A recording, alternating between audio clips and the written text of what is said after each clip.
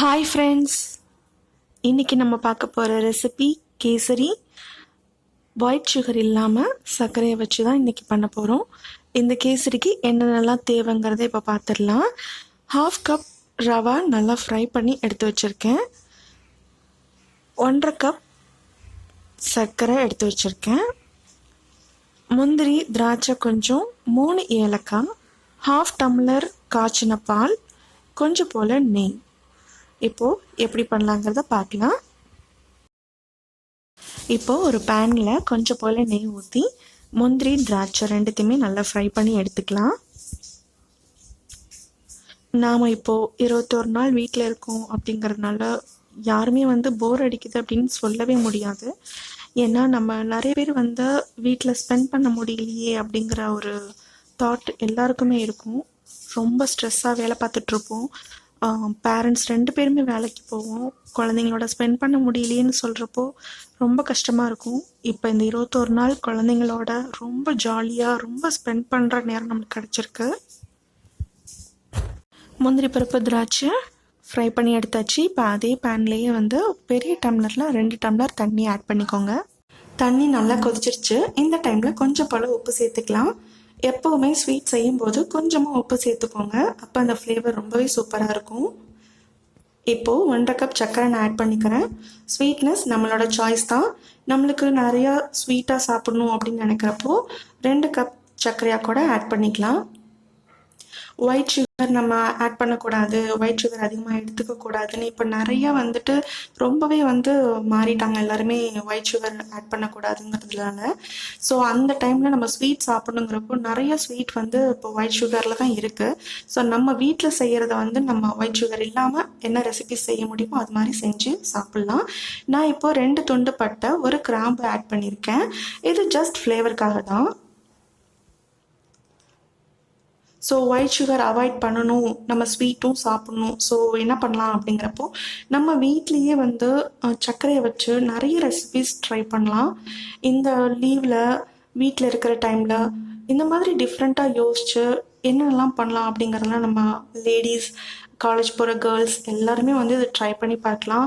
இந்த ரெசிபீஸ்ன்னு இல்லை, என்னென்னலாம் நம்மளுக்கு செய்யணும்னு ரெசிபிஸ் ஆசையாக இருக்கோ அது மாதிரி செஞ்சு பார்க்கலாம். இப்போ ஒரு 3 ஏலக்காய் போல் ஆட் பண்ணியிருக்கேன்.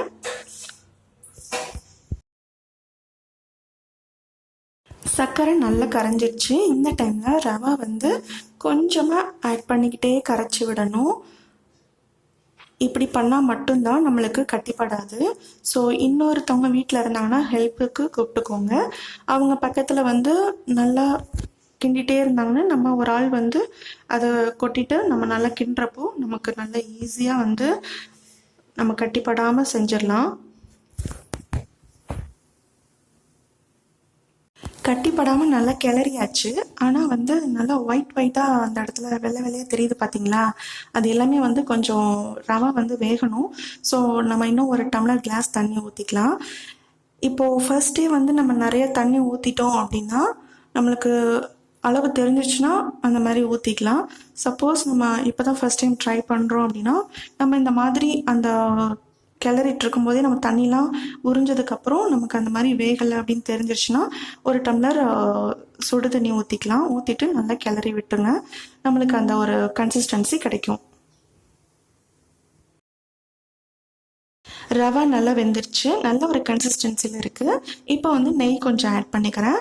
நெய் நிறைய ஆட் பண்ணும்போது நமக்கு நல்ல ஒரு க்ரீமியாக ஒரு ஸ்ட்ரக்சர் சூப்பராக இருக்கும். ஸோ அந்த மாதிரி நெய் நிறையா யூஸ் பண்ணி சாப்பிட்ணுன்னு நினைக்கிறவங்க அந்த மாதிரி பண்ணலாம். அளவோட நெய் போதும், சில பேருக்கு நெய்யோட ஸ்மெல் பிடிக்காது. ஸோ அதனால் கம்மியாக கூட ஆட் பண்ணிக்கலாம். நான் இப்போ ஃப்ரை பண்ணி வச்சுருக்கேன் முந்திரி, திராட்சையும் ஆட் பண்ணிவிட்டு நல்லா மிக்ஸ் பண்ணிக்கலாம். அவ்வளோதான், கேசரி ஆல்மோஸ்ட் ரெடி ஆகிடுச்சு. ஃபைனலாக நம்ம பால் ஆட் பண்ணிக்கலாம். பால் ஆட் பண்ணும்போது ஃபுல்லாக ஆஃப் பண்ணிடலாம். அந்த சூட்லேயே நம்ம மிக்ஸ் பண்ணிக்கலாம்.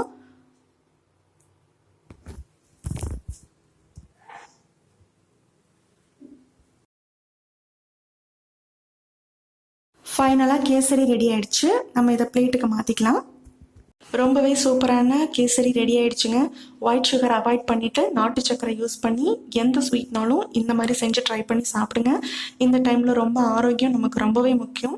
நம்ம ஆரோக்கியமாக இருக்கிறதுனால மட்டும்தான் நம்ம எல்லாத்தையுமே ஃபேஸ் பண்ண முடியும்.